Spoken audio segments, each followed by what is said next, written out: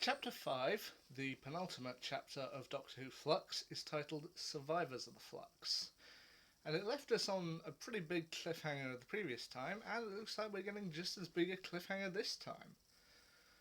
Once again, like with the previous story, this one is kind of best examined in separate parts, but they all do come together in one quite large story. So what have we got?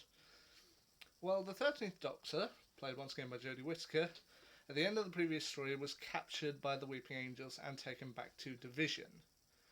While there, when she is eventually destoned, she finds herself on board a mysterious spaceship, which is manned by a single Ood and the woman who she previously saw at the end of Once Upon a Time. And they basically tell her stuff she'll ring you, like she was originally a member of Division but left, and now they're attempting to bring her back. But there's actually a lot more to this than meets the eye. The woman explains that where they are is effectively a seed farm. Like, they created Flux because the Doctor rebelled. The Doctor rebelled against the Division and left. And so the Division had previously been an organisation which split off from the Time Lords and which was essentially guiding civilizations towards their greatest potential, which horrifies the Doctor.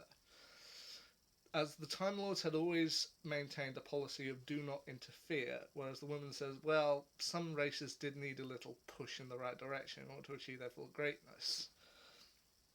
And she said because the Doctor rebelled, they'd created the Flux virus, which would basically sweep through the universe, and where they are now on the spaceship is effectively a seed farm, containing all the pieces that they need to start a new universe, and they're currently in a space between universes. One universe is being destroyed by the Flux, while the spaceship is moving to another, with all the tools that they'll need to rebuild. But the woman, played by Barbara Flynn, eventually reveals herself to be Techtayoon, supposedly the scientist who had originally found the timeless child, and effectively the Doctor's adoptive mother. To which you could go one or two ways with this. Could be that the Doctor is glad to see her again, but it seems the Doctor is hostile towards her, stating, "You took me away from a place where I was waiting. You could have taken me away from my real life, my real parents." And it's just like, oh, child. Which is eventually revealed that they have kept the Doctor's memories, pre-Hartnell memories, inside a fob watch, and she's not allowed to go take a look at it. But then eventually the spaceship is swarmed by Swarm, once again played by Sam Sproul, and Azure, played by Roshenda Sandal, who proceed to disintegrate Techtayoon and seemingly take the Doctor hostage. The second part of the story involves Yaz and Dan and Professor Eustachius Jericho, played once again by Mandip Gill, John Bishop, and Kevin McNally. To which, of course, at the end of the past story, they were seemingly trapped in, or marooned, in the early 20th century. So this particular story sees them kind of trying to find out pieces about when the world will end so they can put a stop to it. They even end up going to a mysterious kind of seer named, and I'm going to butcher this name, Farquhar, played by Robert Bathurst, who seemingly has a good time teasing them because I don't see many people. But then, hell, he gives them a piece of advice to find his dog, to which they eventually know that he's referring to Carvanista, to which they try and leave Carvanista a message to come and get them outside the Great Wall of China, but Carvanista, upon seeing the message next to the Great Wall of China, says, "I don't have time travel," which I love, just the idea of them leaving him a message going, hoping you see this, and he's like, "Well, I do see this, but I can't do anything about it." I love that. Yeah, that's a nice touch. Anyway, eventually they find their way back to Liverpool, early 20th century, where they investigate Joseph Williamson's tunnels, where they end up bumping into Joseph Williamson, played once again by Steve Oram. And we finally do get a bit of a sense of why he's been roped into all of this.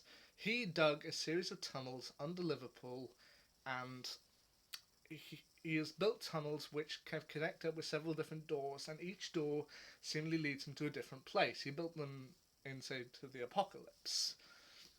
But just as the episode comes to a close, you suddenly see Sontarans swarming the tunnels and taking them all prisoner. Which is, yeah. The third part of the story that's worth mentioning is, of course, Belle and Vinda's story. Belle, once again, played by Thadia Graham, and Vinda, played by Jacob Anderson. Basically, Belle ends up stealing a Lupari ship in order to try and make it to a certain place, but is captured by Carvanista, played once again by Craig Ells, who kind of warns her about stealing a Lupari ship before they're, once again, overtaken by Sontarans. Meanwhile, Vinda tries to go to the place that Belle was heading for and discovers that everyone who is inside passenger, he eventually ends up inside one of the passengers, and he ends up meeting Diane, played by Nadia Albina, and it's revealed that Swarm and Azure have been using passengers, or everyone that's trapped inside passengers, sort of like batteries to fuel their evil machinations. Anyway, the last piece is that of Unit, effectively, because we see Prentice, or the Grand Serpent, played by Craig Parkinson, and we see him insert himself into Unit's history, into their startup, how they came to be. Hell, we even get a brief kind of audio cameo of the late Nicholas Courtney as the Brigadier, which is a nice touch. But more than that, we also get a bit of a shot as to why Unit wasn't available for resolution.